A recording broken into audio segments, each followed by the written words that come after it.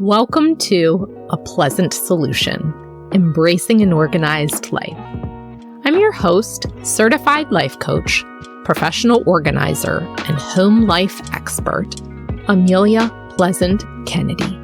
And I help folks permanently eliminate clutter in their homes and lives. On this podcast, we'll go beyond the basics of home organization to talk about why a clutter-free mindset is essential to an aligned and sustainable lifestyle.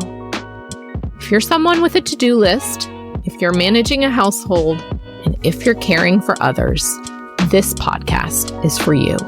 Let's dive in.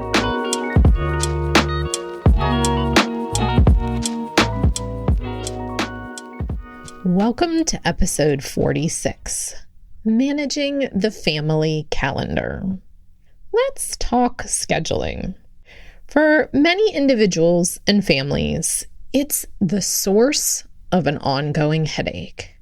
It requires attention to detail, regular communication, and coordination amongst multiple people and multiple calendars. Read incorrectly, folks can end up being late, missing appointments completely, or without the gear or supplies needed for the scheduled activity. Plus, the components on the calendar change seasonally. As a clutter coach, I've noticed that calendar management is a sticking point for many women.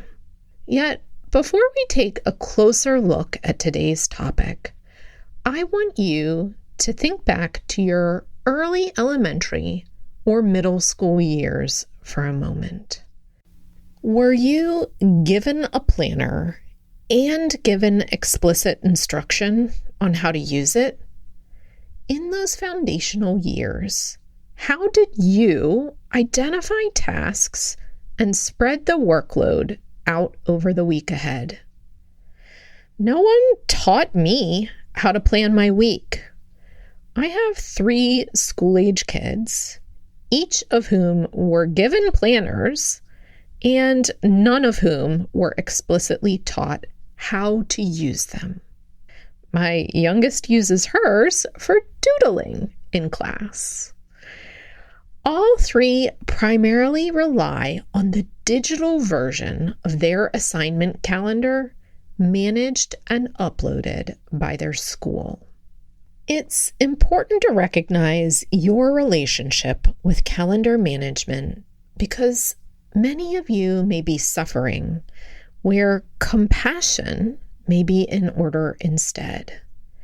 Designing a central family schedule, then updating, coordinating, and communicating with others around it isn't an easy task, especially if you've been cobbling your own skill set together your entire life. Relaxing your internal judgment around time and calendar management takes practice. Yet, I'd love for you to give yourself permission to do so starting now. So, on today's episode, I'll share a bit about managing the family calendar from the fair play methods perspective and how my husband and I divide the responsibility in our home. I'll share 3 takeaways to shake up your perspective. If you're not currently parenting, you'll be able to apply my offerings more broadly to caregiving in general, or to situations where 2 or more calendars need to be integrated. As always, take and apply my suggestions if they're helpful and make sense to you. If they create confusion or further frustration, skip them. Embracing an organized life is a journey of trial and error. It's using what resonates and simplifies things and letting the rest wash away. Managing the family calendar is considered a quote unquote daily grind task within the fair play method. Daily grinds are tasks that are repetitive, take time, focus, and attention, and may be considered dull. Yet, they're essential for every household. Let me pause here and explicitly state that just because a task is essential doesn't mean you have to be the default person to do the task. Women have been pigeonholed into being the default calendar keepers because our society sees us as the default caretaker for the children and elders in the household. There's this mistaken belief that our schedules and time are more flexible. Therefore, we're more often available for driving, for taking others to their health appointments, and coordinating social events with family and friends. I encourage you to get curious about how this default may show up in your household and whether it's an underlying belief that influences who's the scheduling manager in your home. You have the power to question this dynamic, to see how it benefits or taxes your mental load, and whether it's something you'd like to adjust. Another influential but unspoken factor may be your desire to control what's happening when. Managing the family calendar takes an enormous amount of executive functioning, which for many translates to the internal dialogue that seems to be always running in the background. There's identifying a platform, having regular conversations to ensure others are adding or subtracting events, and including other support folks in the conversation. You get to choose how much control you desire over the structure of the week ahead. Note, however, that with an increased desire for control, I see y'all, comes a greater strain on your mental load. I know this firsthand. Consider swapping the role of calendar management with your partner every so often to give your brain a break. In our household, I've chosen to be the calendar keeper. I'm able to hold complex sets of information and simultaneously simplify them. My sense of time awareness is high. I developed it with regular practice throughout high school, and now as an adult have a firm way of visualizing when the schedule is too full versus just right. During my client coaching sessions, I'll often work with folks to help them edit and understand their own sense of time so they can shift from feeling busy to certain about the shape of their weeks. It's a big relief when you're able to build that skill set. I've now reached a point where activities must gain access to our calendar, as well as earn their keep. But it hasn't always been this way. When our kids were much younger, I was at home. I considered my working hours to be before school drop-off and afternoons onwards. As my son became more and more invested in soccer, my eldest daughter chose ballet. To simplify, we enrolled my youngest daughter in ballet too. My husband and I settled on a kid split to manage the driving and the calendar. I was responsible for all things girls, lessons, driving, competitions, auditions, and my husband was responsible for all things my son. As the calendar keeper, I created 6 calendars to help identify each person and their activities. This is still our approach today. For tech, we use Apple devices. We also use the Apple Calendar system. My personal calendar is yellow, my favorite color. I'm the only person who can see my personal calendar, and I use it for fun activities, friends, chores I'm responsible for, and other personal appointments. I now have a Google Calendar that I've integrated for a pleasant solution.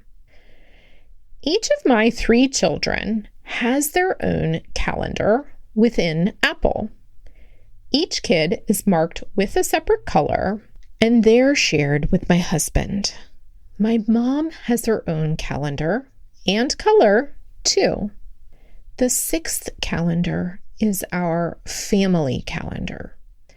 This is where events that involve several or all of us land. It's bright green and it's shared with us all. My husband also has his work calendar that only he can see and manage. So, the first takeaway that I want you to have is that creating separate calendars for each person in your family and associating them with a distinct color coding is an extremely helpful tool. Discussing who is responsible for driving and managing which kid and which activity on a weekly basis is also extremely helpful. My husband and I have developed a way of checking in via text or in person at least once a week, where we review who's taking the lead with each activity during the week. We don't assume. That leads to anger and frustration. Again, when the kids were young, we settled on a kid split. Now that my oldest is driving, she virtually manages herself. Our division of labor regarding the calendar is based on which household we're in. Whomever is parenting in Detroit is responsible for my daughter, and whomever is parenting in Columbus is responsible for my son. Identifying each family member by color helps the brain to see who needs to be where. It also helps you to see conflicts more clearly. 2 people can't need to be in 2 different places that are 30 minutes apart. Sure, your schedule can read that way, but in reality, recognize that you are setting yourself up for an anxious and headache-filled evening, if so. This is the moment I recommend that you have the hard conversations with both the adults and kids in the household to translate what the calendar means for everyone's mood and energy. So, the second takeaway that I want you to have about managing the calendar is that it's a living document that translates to your lived experience. Whomever is the calendar keeper is also the keeper of how rushed or relaxed folks feel as they move throughout the day. Now, to be clear, the calendar keeper isn't creating the feelings of others. That's not possible. But the person who's managing the calendar also holds the responsibility of seeing whether folks can realistically get from place A to B to C in the time frame indicated. Honestly, I see this as one of the components most folks forget to consider when planning. As a living document, the calendar can be changed and adjusted. You'll want to develop the habit of both blocking off travel and transition time and being compassionate for the you who must complete or skip the commitments on the calendar. When I'm building a calendar, I think from broad to specific. I start with the known activities that take place over the course of the year ahead. For example, I sit down and enter in all of the school dates, beginning and end of the year, school holiday, vacations, days off, conference dates, all in one sitting. Now, if a task like that feels overwhelming to you, break it down. Aim for 10 minutes to enter one portion of the school dates. Then aim for another 10-minute session to enter the next portion of the school dates. For us, school dates are assigned to the family calendar. All 5 of us need to know when school is off and when school is on. Because I have 3 kids in 3 different schools, I'll put the overall dates on the family calendar. Then, if there's a day where only one kid is off, I'll assign that to their particular calendar.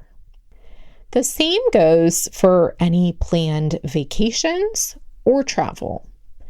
I start broad, thinking over the entire year, then get more granular. On a weekly basis, I mark school drop-off and school pickup as blocks on the calendar. This is my visual reminder that I can't schedule work commitments over those time slots when I'm responsible for driving. When entering a seasonal schedule, like sports or a music lesson, I enter the activity on repeat. I enter the location of the activity. I use the location of the activity to then block off the needed time to commute, plus I add at least an additional 15-minute buffer. As the calendar keeper for our family, I do this all with an Apple. Each family member is subscribed to their individual calendar, plus the overall family calendar. You could equally do this within Google or your preferred shared family calendar app. Which brings me to the third and final takeaway for this episode. Honestly, I'm realizing that there's so much more, so perhaps I'll do a follow-up. Managing the family calendar is invisible work unless you specifically make it visible.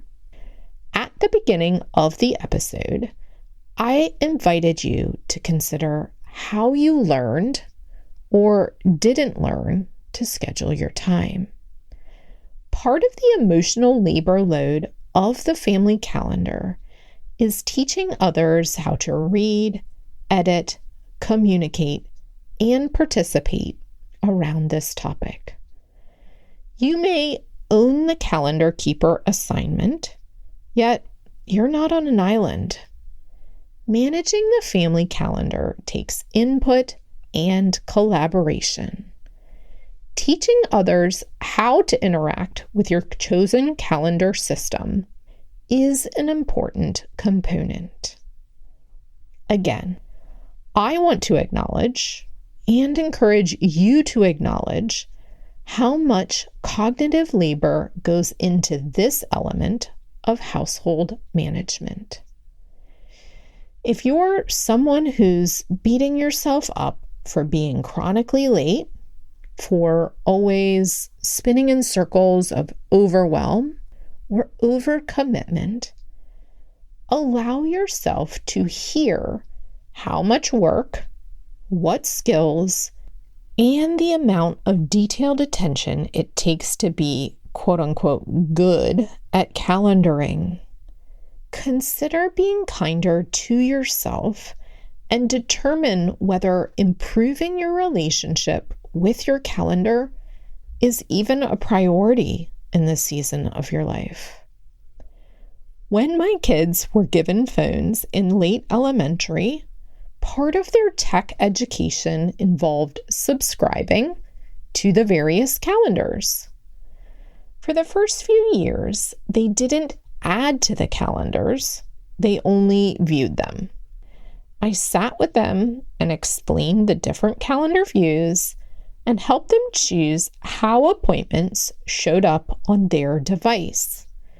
When they'd ask me a scheduling-related question, I'd suggest they check their calendar to see if they could find the answer themselves. In the evenings, I'd say, "Tomorrow is Wednesday. What do you need to pack up and plan for in terms of belongings?" Then, in the mornings, I'd say, "What's the plan for today?" I'd invite them to take ownership over their time by using their calendars as an anchor for their day. We're still working on this habit, and I'll say to them, "I'm going to Columbus on Sunday. This is what you have during the week. I'll see you again on such and such date." I'm intentionally teaching them to mark time for themselves and our family on a broader scale. Your kids are more capable than you think, and you're more organized than you think. Daily practice, weekly check-ins, explicit conversations, all of these things will work in your family's favor when it comes to calendar management. So, to recap today's takeaways, consider what's working and what needs adjusting when it comes to managing the family calendar. You can choose to be the calendar keeper in your household, or you can swap it with your partner. Scheduling takes a toll on your cognitive load, so take that into consideration when making these powerful decisions. I encourage you to create separate calendars for family members and use colors to help visually define the differences. Add travel time and transition time to each appointment, including school drop-off and pickup. Talk with your family about how the calendar is a living document requiring input and consideration from each person in the household. No one loves to be rushed, so the more everyone is involved and commitments are transparent for all to see, the more comfortable of a daily experience it will be for all. Think of this as a generational skill that evolves with each new family member or season of life. It takes practice for us all. Talk to y'all soon. Thanks so much for tuning in to this week's episode. If you liked this episode and know of just one other person who'd get value from it too, I invite you to share it with them. I'd be more than grateful. I'd love to stay connected with you too. Make sure to follow this podcast, to connect with me on Instagram @apleasantsolution, and join my community at apleasantsolution.com. Talk to y'all soon, and remember, you're more organized than you think.